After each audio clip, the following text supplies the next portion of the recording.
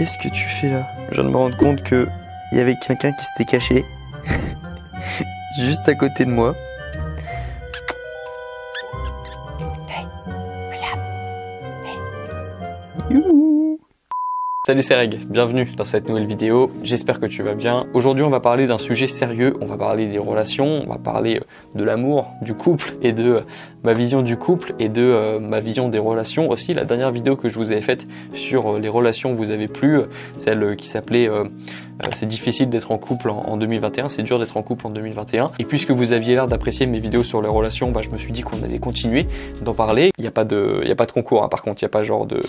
concours mise dossier. Je sais pas pourquoi il y a un truc comme ça avec les youtubeurs qui font des concours pour trouver leur copine. Il n'y a pas de ça dans cette vidéo. On va parler des choses qui me poussent parfois à regretter ce choix de rester célibataire et de ma vision des relations à long terme.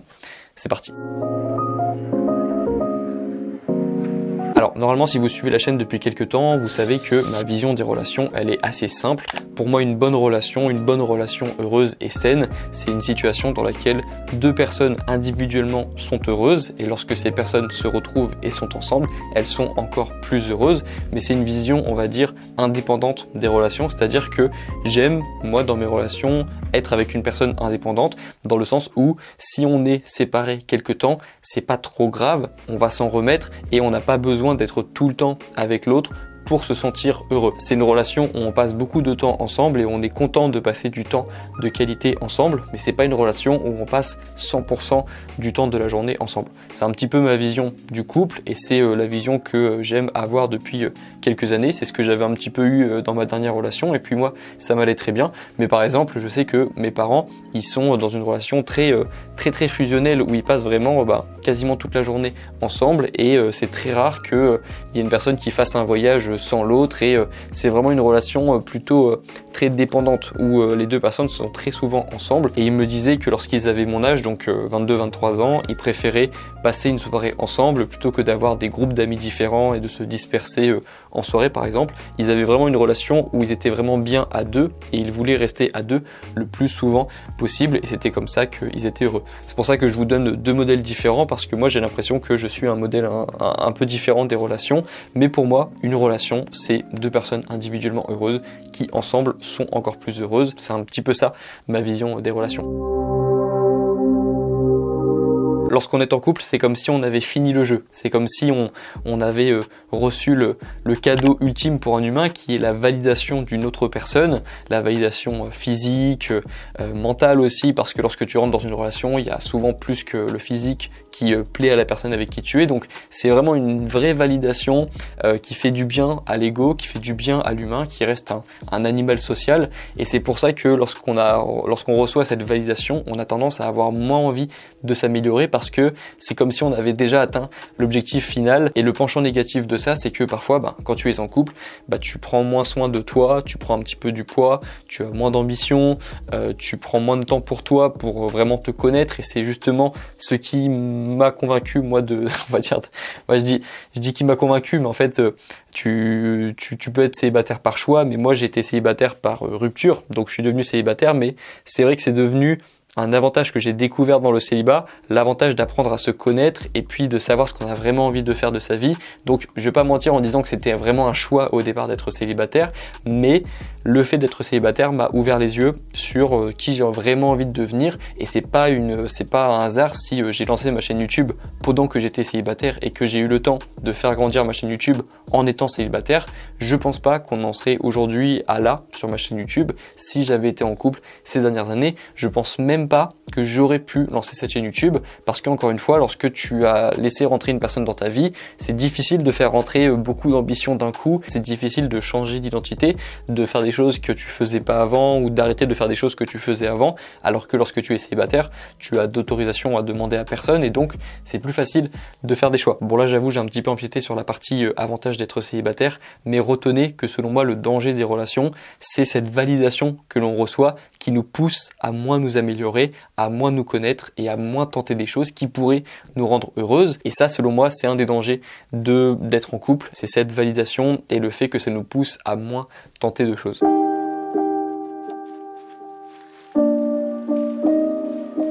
Bon, maintenant que j'ai dit tout ça, je pense que ça fait donc 5 ans que je suis célibataire, 5 ans et demi que je suis célibataire, et je pense que j'ai assez d'expérience dans le célibat pour vous donner une liste d'avantages et d'inconvénients du célibat. Donc j'ai un petit peu avancé dans la partie avantages en vous parlant du fait que le célibat, en théorie tu as plus de temps pour toi. Après on est d'accord qu'il y a le célibat, il y a être en couple, et puis il y a des choses entre deux, mais on va partir du principe que lorsque tu es célibataire, c'est que tu n'as pas fait rentrer deux personnes dans ta vie, et donc que tu as quand même normalement du temps pour toi, pour apprendre à savoir ce que tu veux faire de ta vie, qui tu es, tenter des choses, et que tu n'as d'autorisation à demander à personne pour faire des choses. Tu as peut-être des parents verticalement, on va dire une autorisation verticale à demander, mais il n'y a pas d'autorisation horizontale à demander à cette personne avec qui tu partages ta vie, et donc tu es un petit peu plus libre pour tenter des nouvelles choses. Ça, c'est vraiment l'avantage absolu du célibat selon moi, c'est cette possibilité de vraiment reconstruire son monde après une rupture par exemple, ou après un événement un petit peu compliqué, prendre du temps pour soi. C'est vraiment quelque chose que j'ai apprécié avec le célibat, et j'ai oublié ces moments-là où par exemple tu passes une bonne journée toi, mais lorsque tu rentres chez toi et que ta copine elle a vécu un truc dans sa journée, tu es obligé de partager sa peine, tu es obligé de partager ses pensées, et donc lorsqu'elle a passé une mauvaise journée, parfois ça t'affecte personnellement, ou c'est les fameuses soirées où tu sais que tu es un petit peu en froid avec ta copine et t'hésites à l'appeler et tu sais pas si elle va t'appeler, et donc ça te met un petit peu dans un mauvais mood aussi. C'est ces moments là où tu sais pas si tu as dit une bêtise et donc tu regrettes d'avoir dit quelque chose, mais tu sais pas encore une fois si tu dois l'appeler ou pas. Je pense que vous voyez de quel moment je parle, mais c'est quelque chose qui prend beaucoup d'énergie mine de rien, et j'ai un petit peu oublié ça, et ça me le rappelle lorsque j'ai des amis à qui ça arrive et qui m'appellent et qui me disent avec ma copine je suis un petit peu en froid et je sais pas si je dois l'appeler, etc. Ça me rappelle à ces moments là que j'ai vécu ça aussi, et c'est vrai que c'est un inconvénient, je dirais. En tout cas, c'est un avantage d'être célibataire, c'est que on a moins de moments comme ça. Maintenant, l'inconvénient, c'est l'inverse, c'est que lorsque tu es moins bien dans ta vie, tu n'as pas de personne à appeler, en tout cas tu n'as pas ta copine directement à appeler. Après tu peux appeler tes potes, ta famille, donc ça va quand même, mais tu as moins, tu as plus de personnes à qui vraiment te confier. Et si dans ta vision des relations, la personne avec qui tu es en couple, c'est la personne à qui tu dis tout, forcément tu peux plus partager quoi que ce soit tu peux pas te confier à 100% à cette personne, parce qu'il y a plus de personnes dans ta vie. Et ça, c'est quelque chose évidemment qui peut être un inconvénient, mais moi je dirais que l'inconvénient majeur, c'est le fait de ne pas partager les bons moments avec une personne, parce que au cours des dernières années, j'ai vécu des très bons moments. J'ai vécu des endroits où j'ai pas une situation parfaite, où t'arrives à la plage, il y a un beau coucher de soleil, t'as passé une bonne journée, t'es dans un bon mood, et c'est typiquement le genre de moment que tu aimes partager avec quelqu'un. Et dans ces moments-là, j'étais hyper heureux, mais j'avais un surplus de bonheur que j'aurais pu partager avec quelqu'un en fait. Donc c'est dans ces moments-là où j'ai regretté de ne pas être en couple, parce que c'était le moment parfait là pour se promener sur la plage devant un coucher de soleil, et c'est dans des moments comme ça où je me suis dit ça serait cool d'avoir quelqu'un. C'est aussi parfois lorsque tu as une victoire, par exemple avec ma chaîne YouTube, lorsque j'ai eu les 15K, les 25K, les 50K, les 75K récemment, lorsque j'ai eu ma première collaboration sur YouTube. Tous ces moments-là, en fait, c'était des bons moments où j'étais vraiment heureux, et j'ai partagé ce bonheur avec ma famille et avec mes amis, mais c'est vrai que j'aurais aimé les partager avec une autre personne, et c'est dans ces moments-là où j'ai regretté parfois d'être célibataire, et donc je vous en parle dans cette vidéo. Mais sinon, je vois pas énormément d'inconvénients à être célibataire, si ce n'est la pression sociale, je dirais, et j'en ai pris conscience seulement cette année, parce que en fait en première année de master par exemple, et au cours de ma licence, la plupart de mes amis étaient célibataires, ou en tout cas n'étaient pas en couple, et donc j'ai pas eu ce sentiment d'être seul à être célibataire, et donc j'ai pas eu beaucoup de pression sociale. Mais c'est vrai que cette année en master 2, j'ai remarqué que toute la promotion est en couple, c'est-à-dire que on est 16 dans la promotion, 15 personnes sont en couple, et le seul qui était célibataire, je crois que c'était moi. Et c'est vrai que lorsque j'ai pris conscience de ça, j'ai eu un peu une pression sociale à me dire ça veut dire que je suis pas comme les autres, ça veut dire que je suis en retard par rapport aux autres, et ça m'a mis un peu dans une pression sociale, et ça m'a rappelé ce moment où j'étais en cours au lycée par exemple, et que j'avais l'impression que tout le monde savait ce qu'il voulait faire de sa vie, alors que moi je savais pas quoi faire, et j'avais ce sentiment d'être en retard, et c'est vraiment pas un sentiment agréable, et c'est ça un petit peu la pression sociale. Et c'est vrai que je l'ai senti cette année, lorsque je me suis rendu compte que toute la promo était casée et que moi j'étais pas en couple, et c'est dans ces moments-là que ça m'a fait du bien d'avoir des projets aussi, de me dire ouais mais t'es pas en couple, mais t'es busy, t'as une chaîne YouTube à gérer, t'as du sport, t'es en bonne santé, tu te connais bien, t'es une bonne personne, t'es développé personnellement. Donc c'est dans ces moments-là où je me suis rassuré en me disant que j'ai quand même bien utilisé mon temps de célibat. Mais c'est vrai que ça m'a mis une petite pression lorsque je me suis rendu compte que j'étais le seul célibataire dans ma promotion. Et donc je vous en parle dans cette vidéo parce que selon moi c'était un petit inconvénient, c'est une petite pression. Et donc on va noter ça dans la case des inconvénients. Et donc si je devais vous donner ma solution à ça pour les personnes qui sont célibataires par choix ou par rupture, par conséquence d'une rupture, je vous dirais que la solution ce qui m'a aidé en tout cas à vivre bien mon célibat, c'est de considérer que c'était une sorte de choix, même si c'est pas forcément toujours le cas, et parfois on a tendance à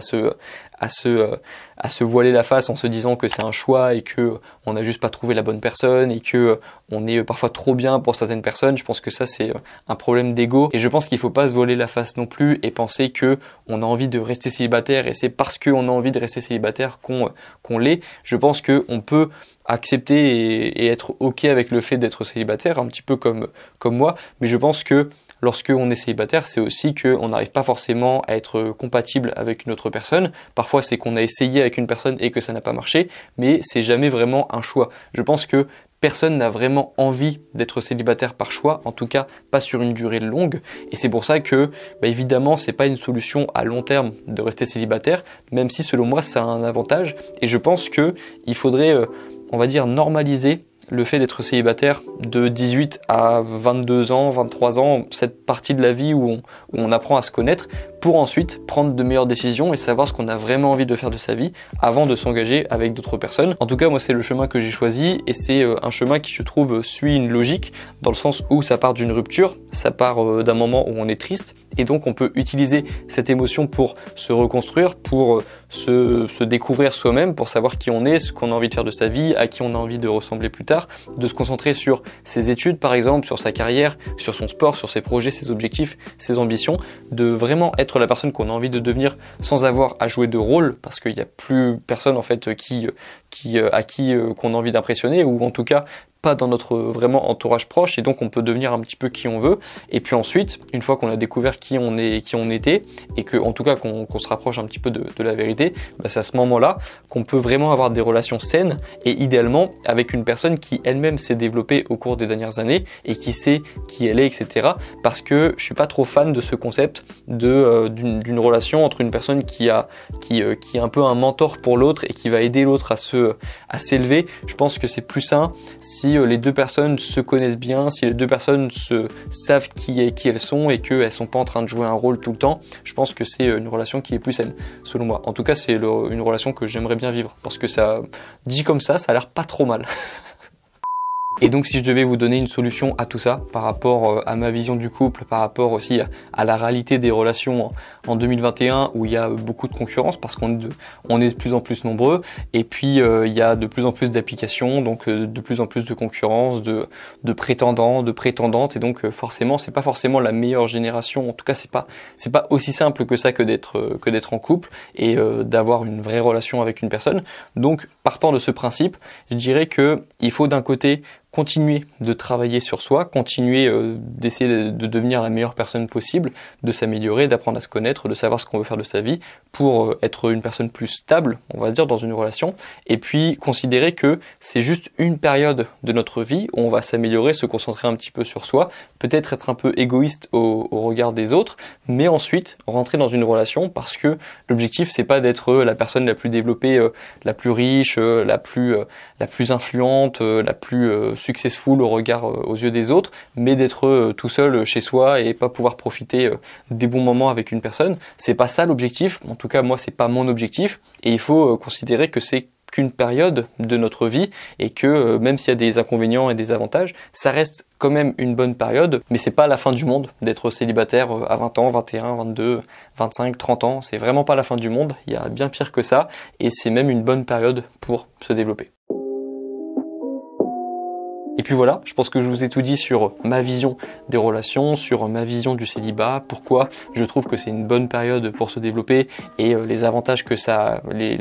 permet d'avoir, et en même temps les inconvénients qui me poussent à de plus en plus reconsidérer ce choix de rester célibataire. Et en même temps, j'avais envie de vous montrer dans cette vidéo que j'avais pas envie d'être cette personne qui avance de relation en relation, qui a toujours besoin de cette validation des autres et qui peut pas construire sa propre validation, qui peut pas prendre le temps de voir les choses en face et de régler ses propres problèmes, et qui peut-être profite des relations et s'en sert comme un échappatoire. C'est pas vraiment quelque chose qui m'intéressait et c'est pas ma vision des relations. Donc encore une fois, c'est encore une question d'équilibre, et en tout cas je pense que je vous ai montré une vision saine des relations, peut-être une vision qui va déculpabiliser certaines personnes. Donc si ça peut être le cas, tant mieux. Je pense que c'est pas quelque chose qui devrait nous faire trop complexer les relations. En tout cas, il y a des choses aussi qui sont importantes dans la vie, et donc on peut aussi mettre de côté parfois les relations amoureuses pour faire avancer certaines autres choses dans la vie. Notamment ces dernières années, ça a été aussi l'occasion pour moi de me rapprocher de ma famille, et c'est à ce moment-là que j'ai découvert aussi que c'était important aussi dans la vie. Donc voilà, il n'y a pas que les relations amoureuses dans la vie, il y a beaucoup d'autres choses qui peuvent apporter du sens et du bonheur à la vie. Donc si je peux vous montrer d'autres choses sur lesquelles vous pouvez progresser en attendant de rentrer dans une relation amoureuse, c'est tant mieux, et l'objectif de la vidéo, il sera accompli. Moi je pense que j'ai tout dit, encore une fois, dans cette vidéo, donc on se retrouve dans quelques jours pour la prochaine. Si vous avez aimé la vidéo, dites-moi ce que vous en avez pensé en commentaire. Je vous mets une autre vidéo à l'écran sur les relations qui pourra peut-être vous intéresser si celle-ci vous a plu. Et puis nous, on se retrouve dans quelques jours pour la prochaine vidéo. Prenez soin de vous, bon courage pour vos projets, bon courage pour vos révisions, et puis à la prochaine. Ciao.